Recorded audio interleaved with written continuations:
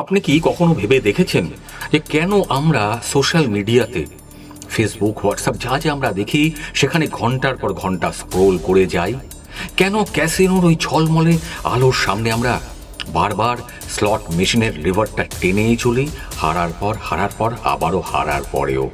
অথবা অথবা কেন কিছু কিছু সম্পর্ক এতটা বিষাক্ত হওয়া সত্ত্বেও আমরা সেই সম্পর্ক থেকে হাজার চেষ্টা করেও বের হতে পারি না?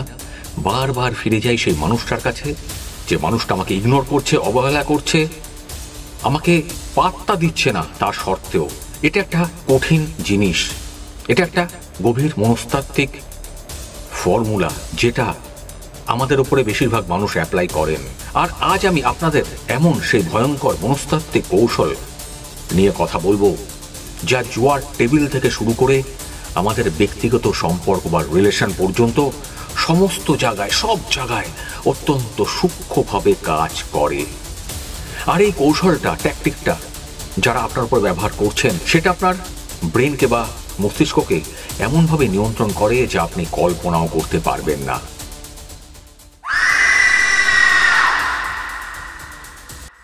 আজকের এই ভিডিওটা খুব ইম্পর্টেন্ট তাদের জন্য যারা বোঝেন যে ভালোবাসার মানুষটা টক্সিক, খারাপ, সে মানুষটা ভালো না, হাজার চেষ্টা করেও তার থেকে নিস্তার পাচ্ছেন না। কেন পাচ্ছেন না তার কিছু ইঙ্গিত আমি আপনাদেরকে বলবো। যদি সেগুলো আপনাদের উপরে তিনি অ্যাপ্লাই করে থাকেন, যদি আপনারা সেটা বুঝতে পারেন, তাহলে সাবধান হয়ে যান। কারণ এটা সেই কৌশল, এটা সেই মনোবিজ্ঞানের কৌশল, এটা সেই সাইকোলজির কৌশল যেটা দিয়ে খুব সহজেই যে কোনো মানুষ পারে মানুষের মনটাকে নিজের নিয়ন্ত্রণে আনতে বা কন্ট্রোলে আনতে। যদি আপনি ইঙ্গিতগুলো দেখেন, যে ইঙ্গিতগুলো আমি বলতে যাচ্ছি, তাহলে বলবো সাবধান হয়ে যান। আর যদি সত্যি জানতে চান, তাহলে রিকোয়েস্ট করবো আমাকে 10টা মিনিট সময় দেওয়ার জন্যে। আমি 100% গ্যারান্টি দিয়ে বলছি, এই ইঙ্গিতগুলো যেগুলো আমি বলতে যাচ্ছি, সেগুলো যদি আপনার লাইফে ঘটে, জীবনে ঘটে, আপনি কিন্তু সেই মানুষটার থেকে, যে মানুষটা আপনাকে কষ্ট দিচ্ছে, ইগনোর করছে, অবহেলা করছে, তা সত্ত্বেও যার পায়ে আপনি পড়ে আছেন, তার থেকে নিস্তার পাবেন, এবং নিস্তার পাবেন খুব সহজে। আর এটার নাম হলো ইন্টারমিটেন্ট রিইনফোর্সমেন্ট। ইংরেজি শব্দ, আবার মুছিয়ে বলছি, ইন্টারমিটেন্ট রিইনফোর্সমেন্ট। জিনিসটা কি ভালো করে শুনবেন, ভিডিওটা স্কিপ করবেন না। আর ভালো লাগলে আমার এই মাইন্ড ম্যাটার বাংলা চ্যানেলটা সাবস্ক্রাইব করতে ভুলবেন না, লাইক করতে, শেয়ার করতে, আর অনেক অনেক কমেন্ট করতে। আর আমি চাই আপনাদের মতো মানুষ যারা আমার চ্যানেলে রেগুলার আসেন ভিডিও দেখতে, আপনারা আমার খুব কাছের মানুষ। আমি চাই না আপনারা এরকম একটা যন্ত্রণার মধ্যে বাকি জীবনটা কাটিয়ে দিন।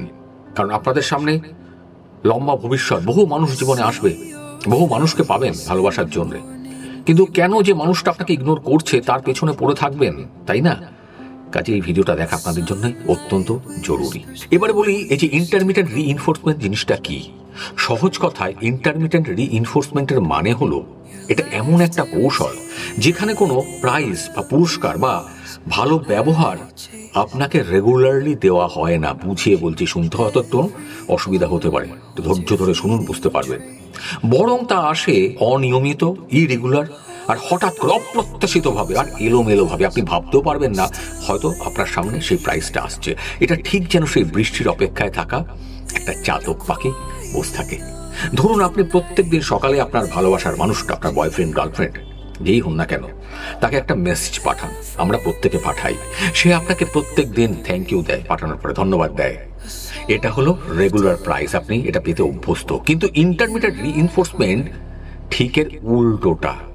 এখানে সে, মানে আপনার ভালোবাসার মানুষটা, প্রেমিক বা প্রেমিকা হতে পারেন, সে আপনাকে হয়তো মেসেজ পাঠালেন, হঠাৎ করে একটা থ্যাংক ইউ দেবেন, হয়তো মাসে 2বার, বা হয়তো দেবেন না। আবার বেশিরভাগ দিন আপনাকে ইগনোর করবেন। আপনাদের সঙ্গে যদি এই ঘটনা ঘটে, কমেন্ট করতে ভুলবেন না, আমি লিখে যেভাবে মেসেজ পাঠাই পাঠিয়ে দেব। কিন্তু জানবেন, এই যে 2 দিনের বা 2 মাসের বা যে গ্যাপ দিয়ে থ্যাংক ইউ বা ধন্যবাদ আপনাকে বলছে, সেটা আপনাকে বাধ্য করবে বারবার মেসেজ পাঠাতে তাকে। আর এটা সেই আশা যেটা হয়তো আপনি আশা করে বসে আছেন, একটা থ্যাংক ইউ সে দেবে বা একটা লাভ সাইন সে দেবে। আপনারা কি জানেন যে আমাদের মস্তিষ্ক রেগুলারলি, ধারাবাহিকভাবে কোনো কিছু পাওয়ার থেকে যদি কোনো কিছু অনিয়মিত বা হঠাৎ করে পাই, তার প্রতি বেশি আসক্ত হয়ে যায়। সেটা আমাদের ব্রেনের বেশি ভালো লাগে। কিন্তু কারণটা কি জানেন? কারণটা হচ্ছে এই যে অনিশ্চয়তা, সেটা আমাদের মধ্যে এক ধরনের উত্তেজনা তৈরি করে, আমাদের মধ্যে মানে আমাদের ব্রেনের মধ্যে। আর এই ইরেগুলারিটি বা অনিশ্চয়তাই আমাদের তার প্রতি আটকে রাখে। আপনার সঙ্গে কি এই জিনিসটা হলে সাবধান হয়ে যান বন্ধুরা। এবার আসি ভালোবাসার সম্পর্ক বা ব্যক্তিগত জীবনের কথায়, যেখানে এই কৌশলটা সবচেয়ে একটা সাংঘাতিক, একটা বিপজ্জনক রূপ নিয়ে নেয় আমাদের সামনে, আমরা যেটা বুঝতে পারি না। বেশিরভাগ টক্সিক বা নার্সিসিস্ট সম্পর্কের শুরুটা হয় লাভ বম্বিং দিয়ে। নার্সিসিস্ট কি? মানুষ ভালোবাসছে না, ইগনোর করছে, কিন্তু তা সত্ত্বেও আমি তার প্রতি আটকে যাচ্ছি। এখানেই আসে লাভ বম্বিং। লাভ বম্বিং মানে হলো যখন একজন মানুষ আপনাকে এত ভালোবাসা, এত মনোযোগ, এত প্রশংসা আর এত উপহার দিয়ে ভরিয়ে দেবে যে আপনি ভাববেন, হায় ঈশ্বর, আল্লাহ, গড, হায় রে, এমন পারফেক্ট মানুষ তো আর হয় না, আমি তো একেই চেয়েছিলাম। পৃথিবীর সমস্ত সুখ যেন আপনার হাতে এসে পড়েছে, আপনি সেই মনের মানুষটাকে পেয়ে গেছেন। কিন্তু কিন্তু কিন্তু কিন্তু কিন্তু যেই না আপনি সেই ফাঁদে পা দিলেন, ঠিক তখনই শুরু হয় এই ইন্টারমিটেন্ট রিইনফোর্সমেন্টের আসল খেলা। সে ব্যক্তিটি বা মানুষটা, ছেলে বা মেয়ে যেই হোক, হঠাৎ করে পাল্টে যায়। আপনার সেই স্বপ্নের মানুষটা আপনার কাছে আর আগের মতো মনোযোগ দেবে না, কনসেন্ট্রেশন দেবে না। সে হয়তো আপনাকে ইগনোর করবে, আপনার সাথে কুল ব্যবহার করবে, দেখাবে আপনি খুব ভালো, ও খুব ভালো, খুব ভালোবাসে বলবে। বা হঠাৎ করে দেখবেন কোনো সামান্য কারণে আপনার উপরে রেগে গেছে। এটা কি হলে জানাবেন প্লিজ, আমি বুঝিয়ে দেবো আপনার সঙ্গে কি ঘটছে। আজ সে হয়তো বলবে, তুমি আমার সমস্ত কিছু, তুমি ছাড়া আমি বাঁচবো না, ইউ আর মাই লাইফ। আর কাল হয়তো সে আপনাকে এমন ভাবে দেখবে যেন আপনি তার কাছে অচেনা কেউ, যেন আপনাকে হঠাৎ করে দেখছে, বলবে, হু আর ইউ, আপনি কে, তুমি কে, এমন একটা ভাব সে করবে। আর এই চক্রটা বারবার চলতে থাকে। কখনো অনেক ভালোবাসা, অনেক লাভ, অনেক কিছু, অনেক কেয়ারিং, আর কখনো চরম উপেক্ষা। আর এই অনিশ্চয়তা আপনাকে মানসিকভাবে বিধ্বস্ত করে দেবে, ধ্বংস করে দেবে। আপনার মস্তিষ্ক, ব্রেন প্রথম দিকে এই ভালোবাসার জন্য পাগল হয়ে উঠবে। আর সেই সময়টার জন্য যখন সমস্ত কিছু ভালো ছিল, আমরা ভাবি না সব তো ঠিক ছিল, সব তো ভালো ছিল, ও হঠাৎ করে কেন পাল্টে গেল, ও হয়তো ঠিক হয়ে যাবে। এবার বলি, কেন এরকমটা হয়? কেন আমরা জানি এটা খারাপ, তবুও বের হতে পারছি না? আমাকে ইগনোর করছে ও, তা সত্ত্বেও তার পা চেটে পড়ে আছি। এর পেছনে আছে আমাদের ব্রেন, মস্তিষ্কের একটা জটিল প্রক্রিয়া। কথাটা বোঝার চেষ্টা করুন। আমাদের মস্তিষ্ক, আমাদের ব্রেন যখন জানে না যে কখন এই প্রাইজটা, পুরস্কারটা আসবে, কোন পুরস্কার, কখন থ্যাংক ইউ দেবে, কখন আই লাভ ইউ বলবে, তখন সে ডোপামিন নামের এক ধরনের নিউরো ট্রান্সমিটার অনেক পরিমাণে রিলিজ করবে। আপনারা হয়তো বলবেন হরমোন, বলছি ভালো করে শুনবেন।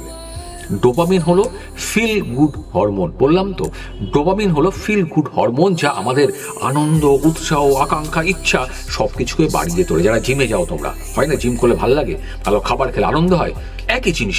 যখন কোনো মানুষ জুয়া খেলে, রেস খেলে, সে হয়তো জানে না যে কখন জ্যাকপট লাগবে।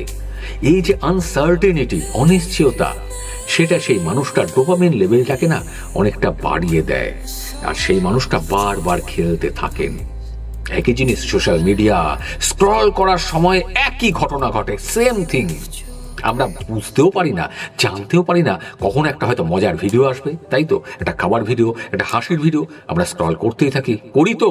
আর তাই আপনিও স্ক্রল করতে থাকেন, আমিও করি। আর ঠিক একইভাবে যখন একটা বিষাক্ত সম্পর্কের মধ্যে থাকে একজন মানুষ হঠাৎ করে আপনার প্রতি ভালোবাসা দেখায়, তখন আপনার মস্তিষ্কে, ব্রেনে ডোপামিনের বন্যা বওয়া শুরু হয়ে যায়। আপনার মন সেই অনুভূতিটার জন্য, সেই ফিলিংসটার জন্য এতটাই হ্যাবিচুয়েটেড বা অভ্যস্ত হয়ে পড়েছে যে সেই সামান্য একটা ভালোবাসা বা মনোযোগ যদি একটু পাওয়া যায়, তার জন্য আপনি মরিয়া হয়ে ওঠেন। আপনি সেই মানুষটার একটা সামান্য হাসি, সামান্য একটা প্রশংসা, সে যদি প্রশংসা করে বা ছোট্ট একটা মেসেজ পাঠায়, আই লাভ ইউ, আমরা কুকুরের মতো অপেক্ষা করতে শুরু করি। আমাদের আত্মসম্মান আমরা ধূলিসাৎ করে দিই, তার পায়ের তলায় ফেলে দিই।